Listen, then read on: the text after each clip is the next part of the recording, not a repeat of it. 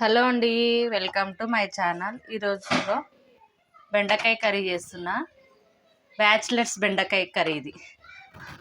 Home ఇంత సింపుల్గా చేసుకోవచ్చు అంటే అంత సింపుల్గా చేసుకోవచ్చు. ప్రాసెస్లోకి వెళ్ళిపోదాం. ఇంకా అందుకు ఇప్పుడు కొంచెం ఆయిల్ వేసుకుందాం. ఆయిల్ అంటే 2 to 3 టేబుల్ స్పూన్స్ అంతవరకు వేసుకోవాలండి ఆయిల్. కొంచెం ఈ బెండకాయ కర్రీకి ఆయిల్ ఎక్కువనే పడుతుంది. ఆయిల్ కాస్త వేడైన తర్వాత జీలకర్ర ఆవాలు, ఇప్పుడు ఒకటి పచ్చిమిర్చి వేసుకోవాలి. అందులోనే కాస్త కరివేపాకు. ఇప్పుడు పెద్ద సైజ్ అంతా 2 ఆనియన్ ముక్కలు కొంచెం ఫ్రై అవ్వనివ్వాలి. ఆనియన్స్ త్వరగా ఫ్రై అవ్వడానికి ఉప్పు వేసుకుందాం. ఇప్పుడు అందులోనే కొంచెం పసుపు వేసుకుందాము. ఇదిగో కొద్దిగా 1/2 టేబుల్ స్పూన్ వేసుకోండి. ఇప్పుడు వీటిని కొంచెం ఇలా ఫ్రై చేసుకుందాం. కొంచెం కలర్ చేంజ్ అయ్యేంత ఫ్రై చేసుకుందాం. వేసుకోవాలి. ఓన్లీ 1/2 కిలో కొలతనే చెప్తున్నాను నేను, 1/2 కేజీ కాదు, 1/2 కిలో బెండకాయ ఫ్రై చేసుకుందాం. చూడండి, ఇలా బెండకాయ వేసుకున్నాం. బాగా కలర్ చేంజ్ అయ్యేంత వరకు మగ్గనిద్దాం. 5 to 6 minutes పడుతుంది.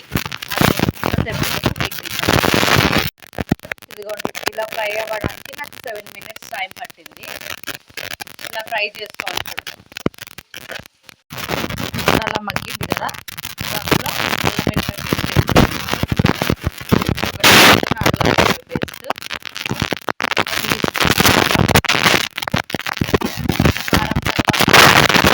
ధనియాల పొడి, మసాలాలన్నీ బాగా ఇలా వేసుకొని బాగా ఫ్రై చేసుకుందాం. వీటిని ఇప్పుడు బాగా ఫ్రై చేసుకోవాలి. బెండకాయ మొత్తం అల్లం వెల్లిపాయి, కారము, ధనియాల పొడి బాగా ఫ్రై చేసుకోవాలి. జీలకర్ర పొడి అవన్నీ ఏమో వేయని అవసరం లేదు. కాస్త కొబ్బరి పొడి వేసుకుంటాం. కొంచెం కొబ్బరి పొడి వేసుకుంటాం టేస్ట్ కోసం. అది కూడా నేనైతే జీలకర్ర పొడి ఎక్కువ వేటికి దానికి వాడానండి. చాలా తక్కువ జీలకర్ర పొడి కొందరైతే అన్ని వంటలకు జీలకర్ర పొడి వేస్తారు, గరం మసాలా వేస్తారు. నేనేం అవసరం మగ్గాలండి. కొంచెం కొద్దిగా వేసుకున్న వాటర్ వేసి వేయనట్టు వేసిన బాగా ఇలా మగ్గాలి. చూడండి,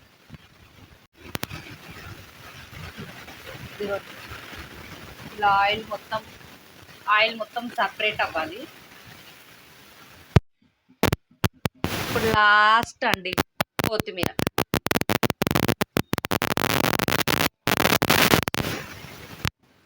కొత్తిమీర వేసి ఆఫ్ చేసేసుకోవడం. కొత్తిమీర వేసేసి ఇంకా బంద్ చేసుకోవడం. ఒక్కసారి ఇలా కలుపుకుందాం.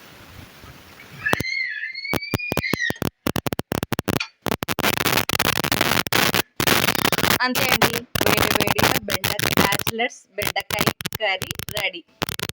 మీరు ట్రై చేస్తారా? Thank you for watching. Bye.